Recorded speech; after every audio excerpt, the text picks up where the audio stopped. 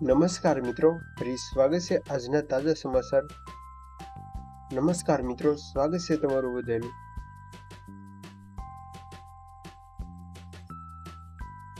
નમસ્કાર મિત્રો, સ્વાગત છે તમારું બધાનું ગિરના હાઉસ યુટ્યુબ ચેનલના આ એક નવા વિડીયો.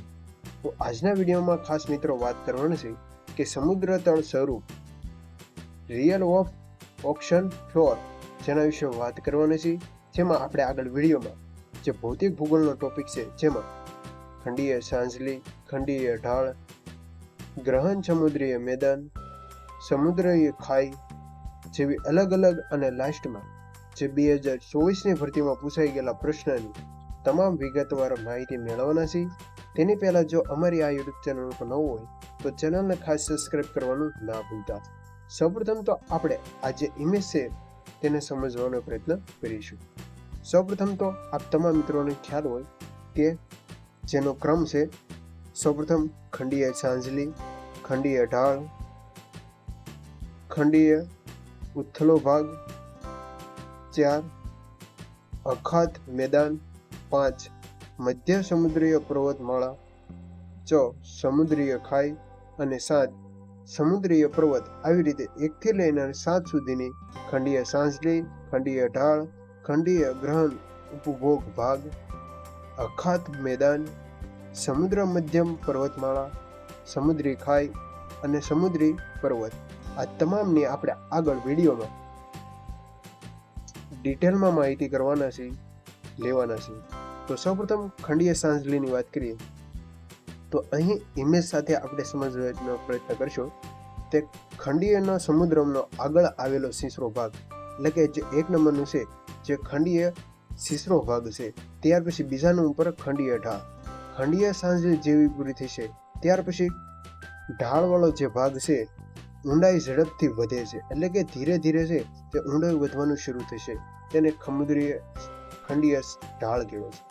ખંડીય ઉથ્થોગ ભાગ, જે ઢાળ પછીના ધીમે ધીમે સતત બનતો વિસ્તાર. નદીઓ દ્વારા લવાયેલા કાપ અહીં જોવા મળે છે.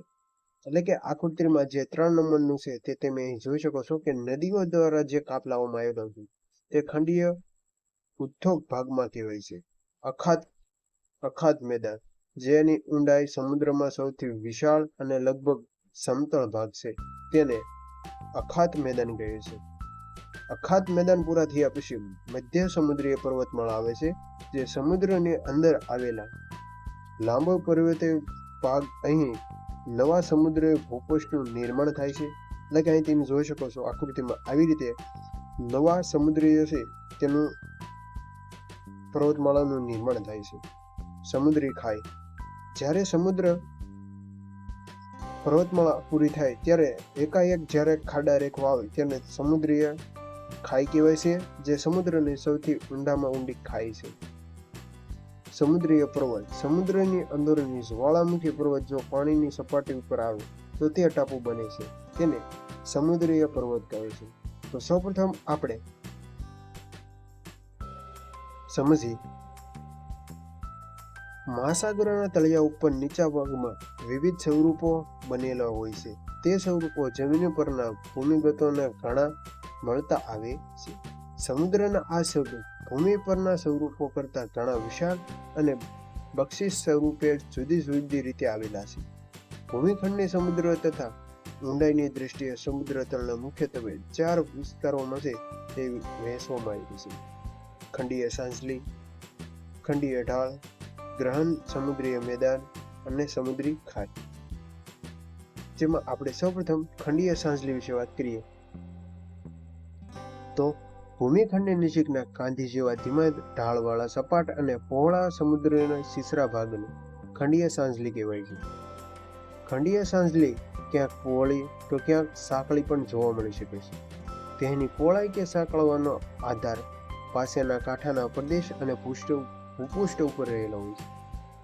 દુનિયાની ખંડીય સાંજલીઓની સરેરાશ 65 કિલોમીટરથી પહોળી અને 130 મીટર ઊંડી હોય છે. ત્યાર પછી આગળ ખંડીય ઢાળ વિશે વાત કરીએ. સમુદ્રમાં ખંડીય સાંજલી પૂરી થતા સમુદ્ર તળની ઊંડાઈ એકાએક વધવા લાગે છે. ખંડીય સાંજલીના કિનારે શરૂ થતા આ ઢાળને ખંડીય ઢાળ કહે છે. તે ખંડીય સાંજલી અને ગ્રહણ સમુદ્ર મેદાનોને જોડતો ભાગ છે. નિક્ષેપણ, સ્વરૂપણ અને ગેડીકરણ જેવી પ્રક્રિયાઓથી ખંડીય ઢાળનો સ્થાપના થાય છે. જે ખાસ યાદ રાખવું, નિક્ષેપણ, સ્તરભંગ અને ગેડીકરણ જેવી પ્રક્રિયાઓથી ખંડીય ઢાળની રચના થાય છે. ત્યાર પછી ગ્રહણ સમુદ્ર મેદાનની વાત કરીએ તો ખંડીય ઢાળ ઉતરતા ઊંડો વિશાળ સપાટ સમુદ્ર તળનો ભાગ આવે છે. આ ભાગને ગ્રહણ સમુદ્રીય મેદાન કહે છે. ગ્રહણ સમુદ્રી મેદાનની સપાટી ઘણી ખાડા ટેકરાવાળી હોય છે. તેના પર ઊંડાઈ, ઉચ્ચ પ્રદેશ, લાંબી પર્વતમાળાઓ વગેરે આવેલી હોય છે. ગ્રહણ સમુદ્રની મેદાનો કાંઠાથી ઘણા કિલોમીટર દૂર આવેલા હોય છે. અને સમુદ્રી ખાઈ વિશે વાત કરીએ તો સમુદ્રી ખાઈઓ સમુદ્ર તલના સૌથી ઊંડા ભાગો છે. તેમની સરેરાશ ઊંડાઈ 6000 મીટરથી વધારે હોય છે. સમુદ્રી ખાઈઓ કુલ સમુદ્ર તલના આશરે 60% જેટલો વિસ્તાર રોકે છે. એટલે કે 60% જેટલો વિસ્તાર સમુદ્રી ખાઈ રોકે છે. ત્યાર પછી સમુદ્રી ખાઈ પછી પર્વતમાળા, કે જ્યારે સમુદ્રની અંદર જ્વાળામુખી ફાટે અને જે પર્વત નિર્માણ થાય છે તેને સમુદ્રી પર્વતમાળા કહે છે. ભૂમિખંડની નજીકના કાંધી જેવા ધીમા ઢાળવાળા સપાટ અને પહોળા સમુદ્ર શીશરા ભાગને શું કહે છે? તો ખંડીય સાંજલી. જે આપણે આગળ વાત કરીએ, ખંડીય સાંજલી જે પૂરી થાય ત્યાર પછી ખંડીય ઢાળ આવે. ખંડીય ઢાળ પૂરું થાય પછી સમુદ્રી ખાઈ અને ત્યાર પછી ગ્રહણ નહીં, ખંડીય ઢાળ પછી ગ્રહણ, સમુદ્રી મેદાન અને સમુદ્રી ખાઈ, આવી રીતે છે તે માહિતી આપવામાં આવી છે. તો તમે જોઈ શકો છો કે ખંડીય સાંજલીની સમુદ્ર આગળ વધેલા શીશરા ભાગ, જે તેની ઊંડાઈ 0 થી લઈ અને 200 મીટર સુધીની હોય છે. જે પહોળાઈ અલગ અલગ હોય છે અને તેની લંબાઈ 130 મીટર હોય છે. ખંડીય ઢાળની વાત કરીએ તો તે 200 થી લઈ અને 3000 મીટર સુધી હોય છે. જ્યારે ખંડીય ઉથલ ભાગ છે તે 3000 થી 4500 મીટર સુધી હોય છે. અખાત મેદાન જે આપણે આગળ વાત કરીએ તેની ઊંડાઈ 3000 થી લઈ અને 6000 મીટર સુધી હોય છે. મધ્ય સમુદ્રીય પર્વતમાળાની વાત કરીએ તો તે 20000 થી લઈને 30000 મીટર સુધી હોય છે.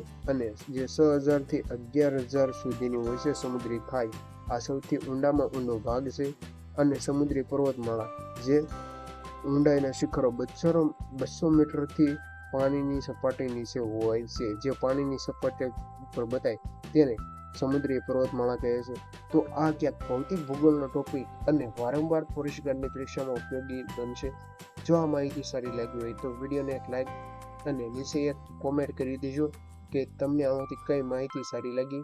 અને આનો નેક્સ્ટ વિડીયોમાં ટૂંક સમયમાં આપણે જેટલા પણ અગાઉની પરીક્ષામાં પૂછાયેલા PYQ વિશે કરવાના છે, તો ખાસ આ ચેનલ સાથે જોડાયેલા રહેજો. મળીએ નવા વિડીયો સાથે. જય માતાજી, જય દ્વારકાધીશ.